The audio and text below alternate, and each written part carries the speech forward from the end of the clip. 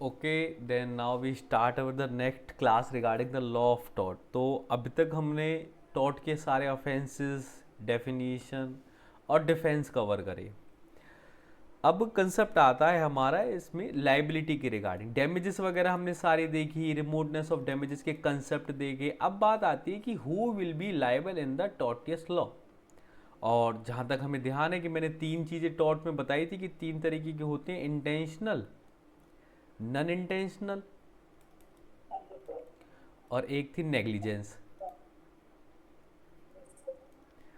तो इंटेंशनल और नेग्लिजेंस का तो कंसेप्ट समझ आया कि जहाँ आप पे इंटेंशन है या फिर आप अपनी ड्यूटी के लिए नेग्लिजेंट है, वहाँ आप लाइबल होंगे। अब कुछ ऑफेंसेस ऐसे हैं जो नॉन इंटेंशनल है, जहाँ आपकी कोई कंप्लीटली इंटेंशन भी नहीं थी, आप अवेयर अबाउट द फैक्ट भी नहीं थे, नॉलेज भी नहीं थी, फिर भी आप लाइबल होंगे। It's means completely there is no requirement of the proving of mens rea. Mens rea को जहां प्रूव करने की कोई रिक्वायरमेंट नहीं है, actus rea are be sufficient to prove the offence. In that type of offence are called the non intentional tortious liability offence. और liable कौन किस समय किस किस पे होगा वो हम इस आज की क्लास में चर्चा करेंगे। वाइकेरियस लाइबिलिटी का, अदर अदर रिलेशनशिप्स का और स्टेट्स की लाइबिलिटी के बारे में हम डिस्कस करेंगे, क्योंकि टॉर्ट के अंदर सिर्फ दो ह्यूमन बींग की बातें नहीं है, हो सकता है कभी स्टेट भी टॉर्टियस एक्ट कर रही हो, तो how can be liable the state also. तो सबसे पहले कंसेप्ट आता है हमारा नॉन इंटेंशनल में। अच्छा, नॉन इंटेंशनल में दो चीज़ें थी नॉन इंटेंशनल लाइबिलिटी में, एक तो थी स्ट्रिक्ट लाइबिलिटी और एक है एब्सोलूट लाइबिलिटी। जो स्ट्रिक्ट लाइबिलिटी का कंसेप्ट था, that are the foreign concept developed by the foreign countries, and the absolute liability is the concept which is developed by the Indian courts. India के courts ने absolute liability का concept develop करा। तो foreign courts में Rylands versus Fletcher का एक case आता है। केस की फैक्ट्स बड़े ध्यान से सुनना, क्योंकि आने वाली जो बाकी जो केसेस की सीरीज होगी वो कहीं ना कहीं से रिलेट करती है और बड़ी कंफ्यूजन क्रिएट करती है। तो इस केस में क्या हुआ कि एक व्यक्ति है, ओ वेट, अरे क्या हो गया है, हाँ यहाँ पे बना लेते हैं। इस केस में क्या हुआ, एक व्यक्ति है, इसने अपने एरिया पे एक मतलब स्टोरेज वाटर स्टोर करने के लिए, बहुत ज़्यादा वाटर स्टोर करने के लिए कुछ रिजर्वायर टाइप बनाया, कोई बड़ा टैंक टाइप बनाया, बड़ा काफ़ी टैंक। उसने इसके लिए एक कंपनी को, एक कॉन्ट्रैक्टर के साथ एक कॉन्ट्रैक्ट करा और उसको ये सारी जिम्मेदारियां दी। अब कॉन्ट्रैक्टर ने कुछ ऐसा मतलब लूज मटेरियल यूज़ करा जिसकी वजह से वो रिजर्वायर, वो डैम, वो जो चीज़ थी आपकी वो वीक हो गई। जिस चीज़ में आप वाटर स्टोर कर रहे थे वो थोड़ी सी उसमें वीकनेस रहेगी। और जो बंदा है ओनर था, ये completely unaware about that fact था, कि इससे पता नहीं था। इसने बता दिया कॉन्ट्रैक्ट को सारा पर्पस कि मैं इस चीज़ के लिए वाटर स्टोर करने के लिए, बड़े मैसिव अमाउंट में वाटर स्टोर करने के लिए आपसे ये चीज़ें बनवा रहा हूँ और कृपया से स्ट्रॉन्ग बनाना। और इसने अपनी तरफ से बढ़िया कंपनी को, रिकॉग्नाइज कंपनी को ये कॉन्ट्रैक्ट दिया था और सारी चीज़ें भी क्लियर करी थी। लेकिन फिर भी कंपनी की कुछ कमियों की वजह से वो रिजर्वायर ठीक नहीं बना, वो स्टोरेज हाउस ठीक से नहीं बना, और जिसकी वजह से जब उसमें वाटर फिल करा गया तो वो एक ब्रस्ट की तरह लीक होके गया और दूसरी एक व्यक्ति की प्रेमाइसिस में जा चला गया। उसकी आई थिंक कोई मील वगैरह थी, तो उस माइल्स वगैरह थी, तो उसके अंदर वो चला गया, जिससे उसे भारी नुकसान हुआ। Now he file case against taught case against that person and claim the damages. उसने डैमेजेस क्लेम कर दिए। अब ये व्यक्ति कहता है कि भाई मेरी तो कोई गलती थी नहीं। अगर आप देखिए, ना तो इसकी कोई इंटेंशन थी, ना इसे नॉलेज थी, still the other one are claiming damages from him. अब ये देखो, अब इस व्यक्ति की तरफ पहले हम चर्चा करेंगे कि अगर मेरे घर पे कोई डैमेजेस होती है, इस टाइप की कंडीशन होती है, तो मैं किसे गलत ठहराऊंगा? मैं तो मालिक से बात करूंगा ना, हु इज द ओनर। मैं उसके एम्प्लॉय से बात क्यों करूंगा? Why I will be contact with the employ, एक बात। दूसरी बात ये कि चाहे उसके घर पे कोई भी काम करता हो, I just have the concern regarding the owner, the who under whose supervision are the work has been done, under the whose authority are the work has been done. जिसकी अथॉरिटी के अंडर ये काम हो रहा है वो liable होगा। Get thing. तो इसका कंसेप्ट यहाँ क्लियर हुआ कि भाई इसने तो सही आदमी से डैमेजेस मांगे, एक बात कोर्ट ने पहले ये क्लियर करी। अब इस व्यक्ति पे आते हैं। अब ये कहता है कि जी मैं मालिक नहीं हूं, I am not the owner, मैंने तो एक कॉन्ट्रैक्ट किसी और को दे दिया। ये दो चीजें हैं, मैं अभी आने वाले कंसेप्ट को भी इसमें थोड़ा सा समझा रहा हूं कि एक तो होता है कि मैं लेबर कलेक्ट करके कोई काम करा रहा हूं, एक हो कि मैंने कॉन्ट्रैक्ट दे दिया, मैं तो आउटपुट पे बात करूंगा सीधे। तो अब उस कॉन्ट्रैक्टिंग कंपनी का काम है सही से वर्क करना। अगर वो किसी चीज में फेल होती है या फिर कोई चीज वो गलत करती है, then he will be liable for that.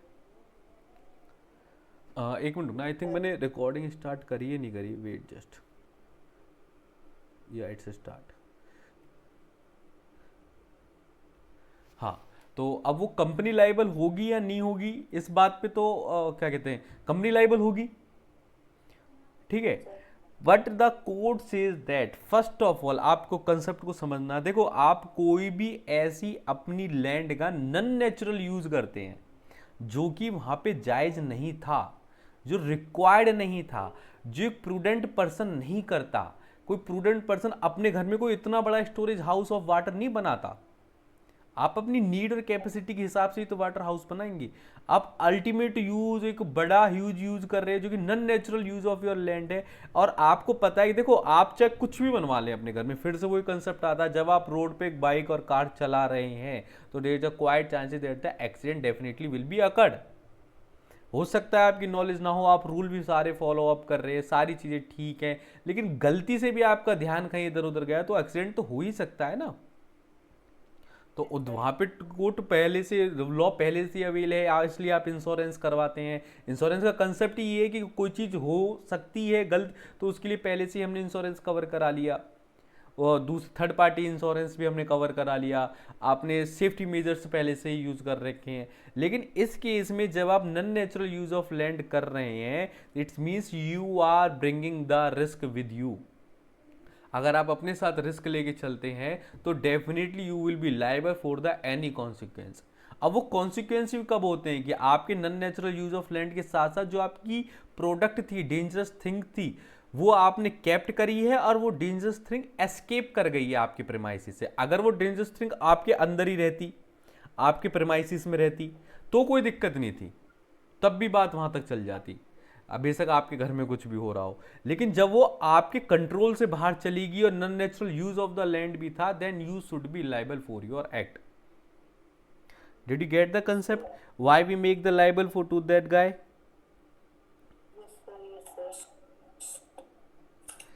जैसे कि अब मैं आपको बताऊं कि इसी में सोचाकी वर्सेस सास का एक केस था कि non natural use of the land के कंसेप्ट में आपने एक तरफ हमने एग्जांपल पढ़ा कि आपने कोई रिजर्वायर टाइप अपने घर में बना रखा, एक कंसेप्ट था फायर प्लेस का। सोचाकी वर्सेस सास के केस में क्या हुआ कि जो आप यूज ऑफ द लैंड कर रहे हैं वो should be non natural, fire place not be non natural. Fire place समझते हैं आप?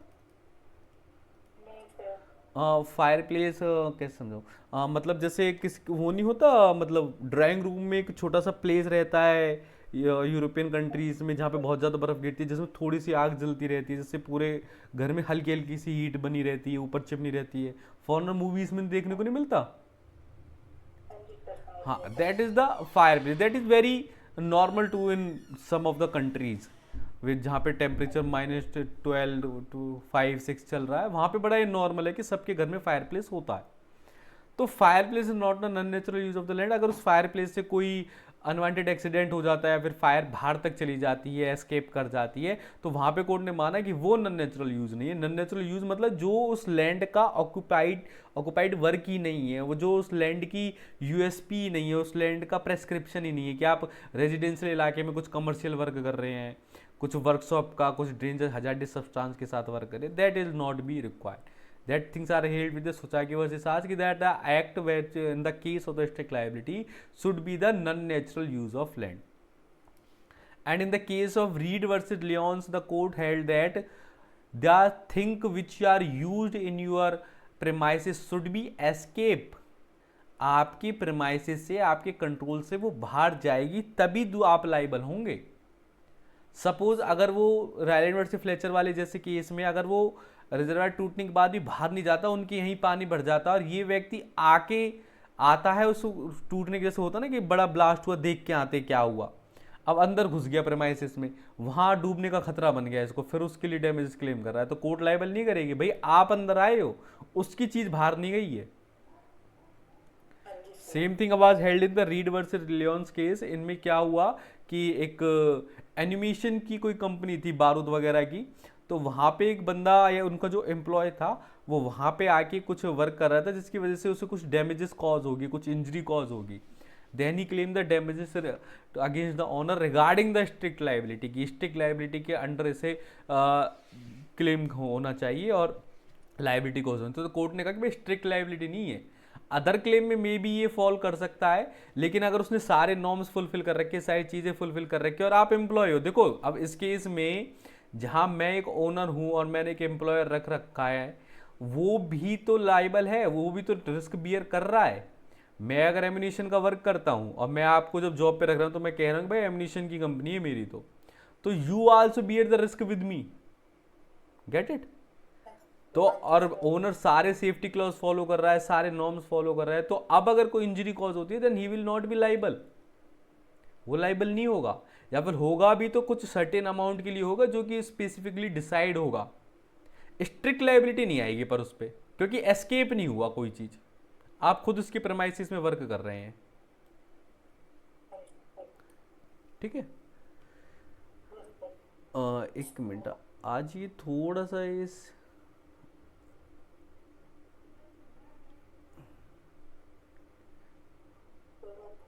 हाँ ठीक है, तो ये कंसेप्ट आप समझ के आए कि सबसे पहले non natural use of the things with the dangerous things and that things are escape and cause the damages to the other one.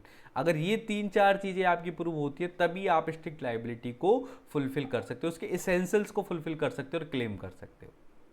Get it. चलो, ये रायलेट वर्सेस फ्लेचर्स का मेन क्रक्स था। अब इसमें कुछ उन्होंने एक्सेप्शंस भी प्रोवाइड कराए कि कब कब स्ट्रिक्ट लाइबिलिटी का कंसेप्ट आपका नहीं यूज हो सकता। उसमें कौन कौन से एक्सेप्शंस थे, तो पहला एक्सेप्शंस आया एक्ट ऑफ गॉड का, विस मेजर का एक विस मेजर, हाँ एक्ट ऑफ गॉड को आल्सो भी कॉल्ड विस मेजर, ये थोड़े से वर्ड याद रख लें, कई बार ऑब्जेक्टिव में विस मेजर या एक्ट ऑफ गॉड दोनों ही चीजें यूज हो जाती हैं, तो vis major. So in this case हुआ निकोलस वर्सेस मार्सलैंड का। इसमें सिंपली क्या था कि एक बंदा था, उसके पास एक आर्टिफिशियल रिजर्वायर था, आर्टिफिशियल, जो उसने मतलब डैम बना के एक artificial reservoir with the permission और with the all things he made that things, उसने एक आर्टिफिशियल रिजर्वायर क्रिएट करा। अब क्या हुआ कि बहुत ज़्यादा अनएक्सपेक्टेड रेन होने लगी, उस एरिया में उतनी रेन होती नहीं थी और कभी भी उस एरिया में एक पर्टिकुलर अमाउंट से ज़्यादा कभी रेन हुई नहीं, पर उस टाइम कोई अनएक्सपेक्टेड रेन होने लगी जिसकी वजह से वो डैम क्रैक्स हो गया और दूसरे व्यक्ति को काफ़ी नुकसान हो गया। तो here the case is similar like a Ryland versus Fletcher, but still it come in the exception of the strict liability because the crash of that thing has occurred because of the rain। समझ रहे हैं आप मेरी बात, act of the God की वजह से ये चीज हुई है, जो कि the things which are not in your hand, जो कि अनकंट्रोलेबल थी, उसको आप कंट्रोल नहीं कर सकते थे। रायलैंड वर्सेस फ्लेचर के केस में जो चीज हुई थी वो आपकी खुद के एक्ट से हुई थी। ठीक है, so that is the thing with the act of the God. First exception which deal with the rule of the strict liability is the act of God and vis major. Okay, second thing about the consent of the plaintiff, if the plaintiff also have the consent regarding your work। अगर plaintiff को एक ये जो consent of the plaintiff का, इसका general defence में भी अगर आपको याद हो तो हमने एक्ट करा था, do you remember that thing, है ना, कि अगर प्लेंटिफ की कंसेंट हो तो there is a no offence, tortious offence can be liable for against him.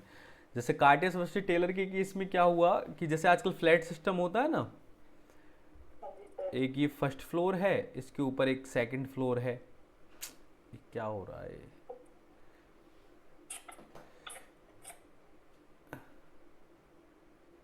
Presentation ठीक से नहीं हो रही आज, है ना।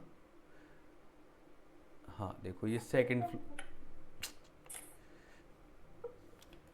फ्लोर है, ठीक है, फर्स्ट हो गया और ये सेकंड हो गया। एक मिनट रुकना,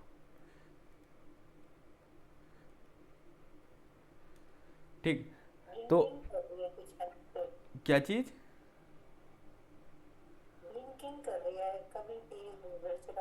हाँ हाँ, कुछ थोड़ी सी दिक्कत हो रही है आज।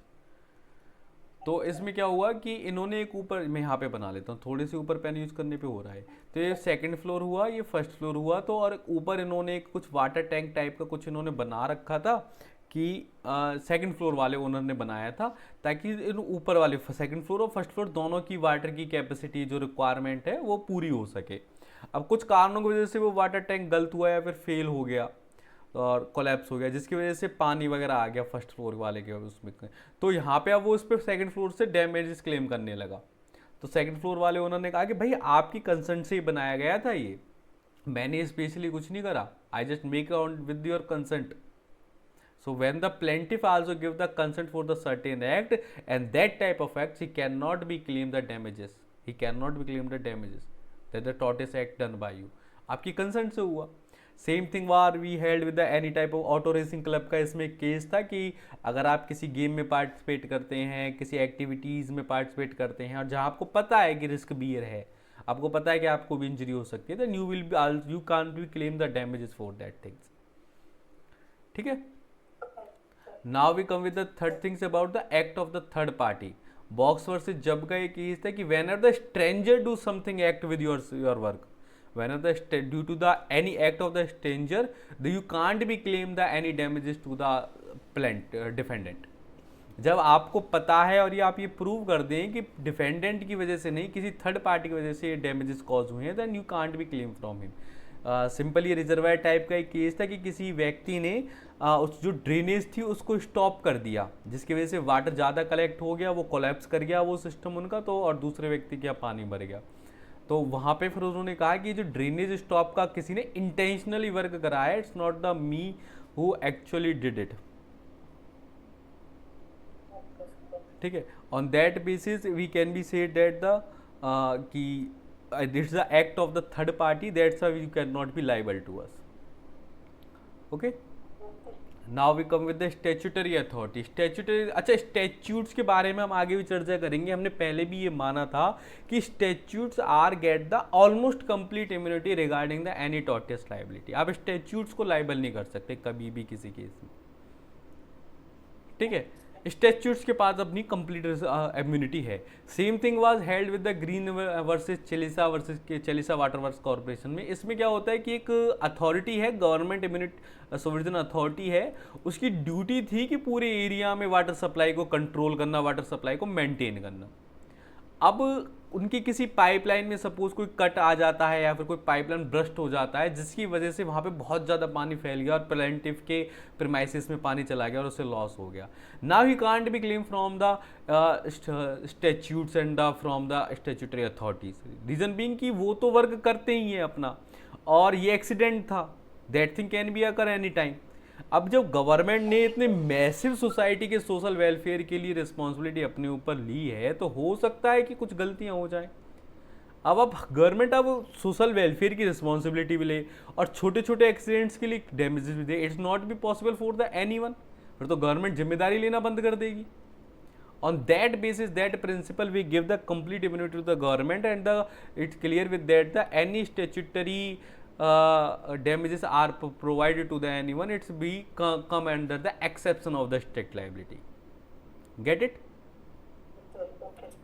Now with the last thing, exception with the plaintiff own defaults. When there is the own default of the plaintiff side, plaintiff do anything some type of wrong and the any tortious act with the defendant, then he can't be claim the damages. एक बड़ा maxim भी है कि whenever you come to the court and seek the equity and damages, should be come with the clean hand. आपको साफ हाथों से ही court में आना चाहिए। और पॉन्टिंग वर्सेस नोक्स के केस में क्या हुआ कि प्लेंटिफ का एक हॉर्स था, एक घोड़ा था प्लेंटिफ के पास, तो वो जो इस और जो डिफेंडेंट था उसके कुछ वो खेत वगैरह होंगे जहाँ पे पॉइजनस पेड़ थे। अब वो हॉर्स बिना डिफेंडेंट की कंसेंट के या फिर मैं कहूँ ट्रेसपास करके, प्लेंटिफ की कंसेंट के थ्रू ट्रेसपास करके उसके एरिया में आता है प्रेमाइसिस में, और वो पॉइजनस ट्री को खा लेता है। That due to that the horse cause the death. अब प्लेंटिफ ने क्लेम कर दिया कि भाई आपने ऐसे पेड़ क्यों उगाए, तो डिफेंडेंट ने बड़े क्लियर कहा कि भाई तो आपकी गलती है, why are you leave your horse and animals in my premises, it's completely your fault, and that type of situation code very clear with that in any case of the plaintiff on default you cannot be liable him. Get it? चलो फिर हम आज की class यही and करते हैं strict liability और उसके एक्सेप्शन पे ही. ठीक है, कोई डाउट?